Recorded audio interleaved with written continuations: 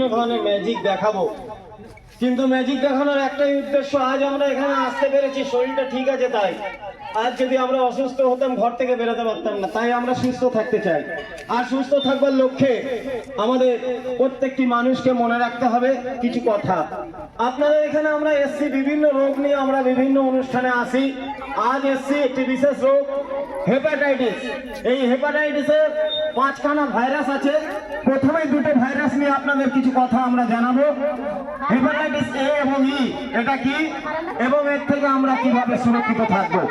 তারপরে আমরা চলে যাব রক্তবাহিত একটি রোগ, যেটা হচ্ছে হেপাটাইটিস বি, সি এবং ডি। আমাদের মনে রাখতে হবে হেপাটাইটিস এ এবং ই এটা কি, মূলত অপরিচালিত জল এবং খাবার বাহিত রোগ। অর্থাৎ আপনার এলাকায় হঠাৎ করে জন্ডিসের প্রভাব বেড়ে যেতে পারে একে একে প্রত্যেকটা ঘরে ঘরে। তাই এটা হচ্ছে এ এবং ই এর প্রভাব। এই ভাইরাস আমাদের মধ্যে আসবে, এর থেকে আপনি কিভাবে সুরক্ষিত থাকবেন মনে রাখবেন। সময় মতন চিকিৎসায় সম্পূর্ণ নিরাময় করা সম্ভব। শুধু তাই নয়, আমাদের মনে রাখতে হবে সঠিকভাবে হাত ধোয়া এবং নিরাপদ পরিশুদ্ধ পানীয় জলের ব্যবহার। আমরা খাবার আগে শৌচ করার পর সাবান দিয়ে হাত ধোবো। আমরা অতি অবশ্যই আমরা যে জল খাবো পরিশুদ্ধ পানীয় জলটা খাবো। আমরা কাটা ফল 2 দিন ধরে ফ্রিজে রেখে দিয়েছি, সেই ফল খাবো না। আমরা বাসি ফল খাবো না, বাসি খাবার খাবো না। আমাদের মনে রাখতে হবে যে এটি অবশ্যই প্রয়োজনীয় স্বাস্থ্যবিধি মেনে রান্না বান্না তৈরি করা। রান্না বান্না তৈরি করার সময় সেটা ভালোভাবে ধুয়ে নেবো, হাতটাকে ভালোভাবে পরিষ্কার করে নেবো সাবান দিয়ে, তারপরে রান্না বান্না করবো। মনে রাখবেন গর্ভবতী মহিলাদের হেপাটাইটিস এ, বি, সি এবং বি এর কারণে, অর্থাৎ হেপাটাইটিস বি, সি, ডি এর কারণে রক্তবাহিত রোগ, তার মধ্যে থেকে আমাদের হেপাটাইটিস বি, সি এবং ডি এই 3টে ভাইরাস প্রবেশ করতে পারে। তো সেই ভাইরাসটা আমাদের মধ্যে কিভাবে আসছে, কিভাবে আমরা সুরক্ষিত থাকবো হেপাটাইটিস বি, সি, ডি থেকে, আসুন আমরা শুরু করছি পরবর্তী ম্যাজিক। আপনারা লক্ষ্য রাখুন, শুরু হবে পরবর্তী।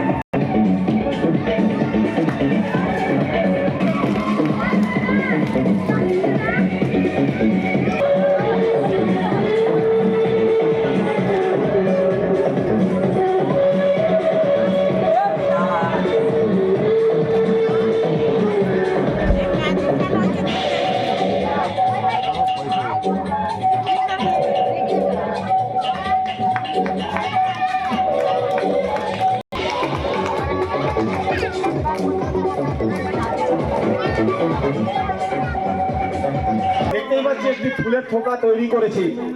আজ আমাদের পরিবার হয়ে উঠুক এই ফুলের থোকার মতন সুন্দর। আমরা কেউ অসুস্থ হয়ে ঘরে বন্দী হিসাবে থাকতে চাই না। আমরা একটু আগে আমরা ম্যাজিকের মধ্যে থেকে জেনেছি হেপাটাইটিস এ এবং ই এই ভাইরাসটা আমাদের মধ্যে কিভাবে প্রবেশ করতে পারে। এই মুহূর্তে আমরা জেনে নেব হেপাটাইটিস বি, সি এবং ডি এর ভাইরাসটা রক্তের মধ্যে থেকে আমাদের মধ্যে আসতে পারে।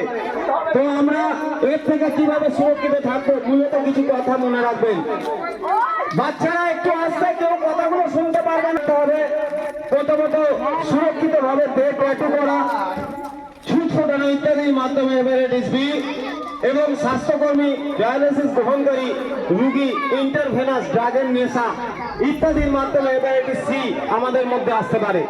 অর্থাৎ এক ছুট বা এক সিরিঞ্জ শুধুমাত্র একবারই ব্যবহার করব। আমরা ইনজেকশন নিলাম কোনো কারণে, যে সিরিঞ্জটা নিয়ে আমরা ইনজেকশন নিলাম, সিরিঞ্জটা একবার ইউজ করে ফেলে দেবো। আমরা যদি ট্যাটু করি অনেক সময় একটা নিপিল বা একটা ছুঁচ দিয়ে আমাকেও দিচ্ছে, আপনাকেও দিচ্ছে, তাকেও দিচ্ছে, যার মধ্যে থেকে আমার মধ্যে হেপাটাইটিস বি বা সি এর যদি কোনো ভাইরাস থাকে আপনার মধ্যে চলে আসতে পারে। এই ব্যাপারে আমরা সতর্ক হব। আমরা সেলুনে গিয়ে দাড়ি কামাতে যাই, যে সেলুনে ফুট দিয়ে বা চা দিয়ে আমাদের দাড়ি কামাচ্ছে তার মধ্যে দেখা গেল আমি হেপাটাইটিস বি আক্রান্ত, রক্তটা লেগে রয়েছে। আরেকজনকে যখনই সেই ফুট দিয়ে কাটছে তার মধ্যে তার রক্তের সঙ্গে মিশে তার মধ্যে হেপাটাইটিস বি বা সি চলে আসতে পারে। তাই এই ব্যাপারে আমরা সতর্ক হব। আমাদের মনে রাখতে হবে যে আমরা একটা ব্রাশ একজনে ইউজ করবো, দুজনে নয়। আমাদের মনে রাখতে হবে যে দ্বিতীয় কারণ, আমাদের সংক্রমিত ব্যক্তি রক্ত বা রক্তজাত দ্রব্য অন্য ব্যক্তির দিয়ে সঞ্চালিত হলে তার মধ্যে থেকে হেপাটাইটিস বি বা সি আমাদের মধ্যে পৌঁছাতে পারে। তাই রক্তের যদি দরকার পড়ে, রক্ত কোনো ফ্যাক্টরি কোম্পানিতে তৈরি হয় না, রক্তের যদি দরকার পড়ে আমরা সরকার অনুমোদিত ব্লাড ব্যাংক থেকে রক্ত নেব। কোথা থেকে রক্ত নেব? সরকার অনুমোদিত ব্লাড ব্যাংক থেকে রক্ত নেওয়া হবে, বাইরে থেকে নেওয়া হবে না। কোনো দালাল চক্রের কাছে যাব না। এই রক্তের মধ্যে কোনো ভাইরাস নেই, এই রক্ত নিলে জীবনের কোনো ক্ষতি নেই, মনে থাকবে। তৃতীয় কারণ মনে রাখতে হবে, অসুরক্ষিত যৌন অভ্যাস এবং সংক্রমিত ব্যক্তির দেহরসের মাধ্যমে এই রোগটা আমাদের মধ্যে আসতে পারে, অর্থাৎ হেপাটাইটিস বি বা সি আমাদের মধ্যে পৌঁছাতে পারে। তাই সুরক্ষিত যৌন অভ্যাস অতি অবশ্যই পালন করতে হবে। অপরিচিত কোনো নারী বা একাধিক যৌন সঙ্গীর সঙ্গে আমি যৌন কার্যে লিপ্ত হলাম, এই সিদ্ধান্তে যদি আপনি পা বাড়ান, আমি পা বাড়াই, আমরা প্রোটেকশন নেব, কন্ডম ব্যবহার করব। আর চতুর্থ কারণ, প্রসবকালে গর্ভবতী মায়ের শরীর থেকে নবজাতকের দেহে হেপাটাইটিস বি আসার সম্ভাবনা থাকে, কিন্তু সি এর সংক্রমণা আশঙ্কা তুলনামূলক কম। তাই আমাদের মনে রাখতে হবে অন্যান্য পরীক্ষার মতন গর্ভ অবস্থায় প্রত্যেক মাকে হেপাটাইটিস বি এ পরীক্ষা করুন, এবং নতুন শিশু সংসারে এলে তার প্রথম পাওনা হোক হেপাটাইটিস বি এর টিকা।